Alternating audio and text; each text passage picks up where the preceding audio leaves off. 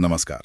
कभी आपने ये सोचा है कि सोचना जो हमें इंसान बनाता है, वही कभी-कभी एक सजा जैसा क्यों लगने लगता है? इसी सवाल के आसपास घूमता है आज का हमारा दस्तावेज मन के मोड़। और ये फोकस करता है ओवर थिंकिंग पर, मतलब जरूरत से ज्यादा सोचना। तो सवाल ये है, क्या ये कोई वरदान है या फिर एक उलझन? आज की इस चर्चा में हम यही समझने की कोशिश करेंगे कि ये ओवर थिंकिंग आखिर है क्या भला, महसूस कैसे होती है और इसके असर क्या हो सकते हैं। हमारा मकसद है इस मानसिक स्थिति को थोड़ा बेहतर जानना और जो दस्तावेज में कुछ रास्ते सुझाए गए हैं उन पर भी गौर करना। तो चलिए शुरू करते हैं। ये आइडिया कि सोचना जो एक तोहफा होना चाहिए वो बोझ बन जाए, ये अपने आप में थोड़ा चौंकाता है ना। बिल्कुल। और दस्तावेज इसे अच्छे से खोलता है, कहता है कि ओवर थिंकिंग का मतलब है जैसे एक ही ख्याल का दिमाग में अटक जाना, जैसे कोई गाड़ी ट्रैफिक जैम में फंस गई हो, ना आगे जा सकती है ना पीछे। हाँ, वो गोल गोल घूमते रहना एक ही जगह पर। हाँ बिल्कुल। और अक्सर ही बहुत छोटी बातों से शुरू होता है, जैसे दस्तावेज में लिखा है उसने मेरी तरफ देखा क्यों नहीं, या फिर वो काश मैंने हाँ कह दिया होता। ये काश, शायद, क्यों, दस्तावेज कहता है कि ये शब्द हमें असलियत से जैसे दूर ले जाते हैं। और देखिए कितनी दिलचस्प बात कही है इसमें। इसे एक साइलेंट डिजीज कहा गया है, एक खामोश बीमारी। साइलेंट डिजीज, अच्छा, क्यों? क्योंकि बाहर से देखने पर इंसान शायद बिल्कुल ठीक लगे, एकदम नॉर्मल हो सकता है, हंस बोल भी रहा हो, लेकिन उसके अंदर मन में विचारों की एक असली जंग, एक कश्मकश चल रही होती है। ये पहलू समझना बहुत जरूरी है, क्योंकि ये दिखाता है कि ये संघर्ष कितना निजी और कितना अदृश्य हो सकता है दूसरों के लिए। सही बात है, मतलब बाहर से अंदाजा लगाना मुश्किल है, बहुत मुश्किल। और ये जो अंदरूनी कश्मकश है ये सिर्फ वहीं तक नहीं रहती है ना। दस्तावेज में इसके कुछ गंभीर परिणामों का भी जिक्र है, जैसे कि ये हमारी नींद उड़ा सकती है। हाँ, नींद पर असर, ये तो बहुत कॉमन है। और आत्ममूल्य, मतलब सेल्फ वर्थ, उसे कम कर सकती है, ऐसा लगना कि हम किसी लायक नहीं। बिल्कुल, वो सेल्फ डाउट बहुत बढ़ जाता है, और धीरे धीरे अगर ध्यान न दिया जाए तो ये डिप्रेशन की तरफ भी धकेल सकती है। डिप्रेशन तक? बात रे। हाँ, तो अगर हम इसे जरा बड़े दायरे में देखें तो दस्तावेज का इशारा यही है कि अगर ये सोचने का पैटर्न काबू से बाहर हो जाए तो ये हमारी मानसिक सेहत के लिए वाकई खतरनाक हो सकता है।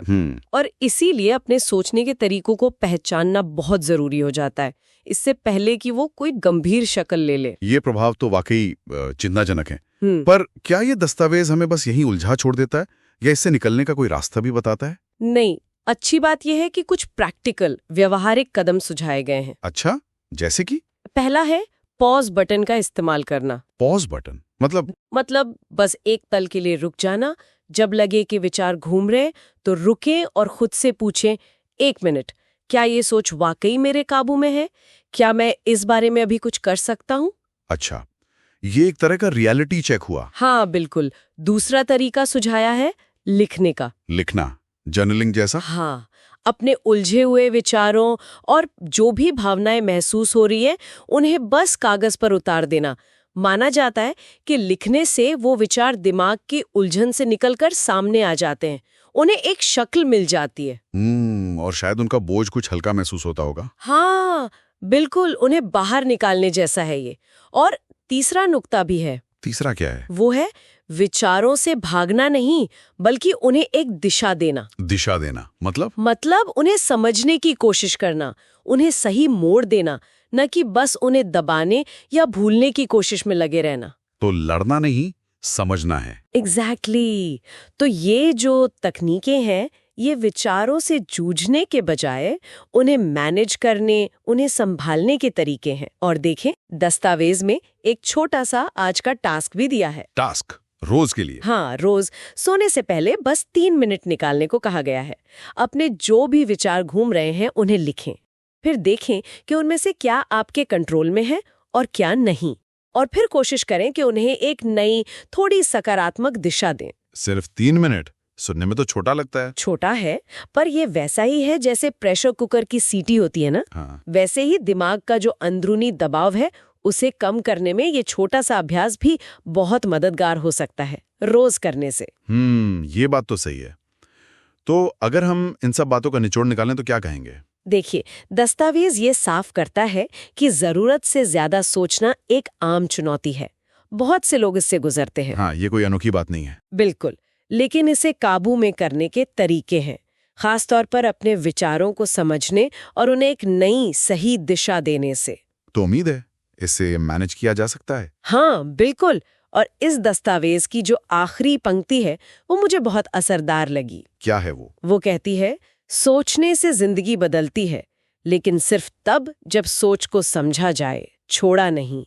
आज अपने दिमाग को एक साथी बनाइए, दुश्मन नहीं। दिमाग को साथी बनाइए, दुश्मन नहीं। हाँ, ये सोचने पर मजबूर करता है कि कैसे हम अपने मन को, अपनी सोच को अगर सिर्फ दबाने या नजरअंदाज करने की बजाय उसे समझने की कोशिश करें तो शायद वो हमारा दुश्मन नहीं बल्कि हमारा सबसे अच्छा साथी बन सकता है। ये एक बहुत ही शक्तिशाली विचार है सोचने के लिए, अपने मन के साथ दोस्ती करना। बिल्कुल।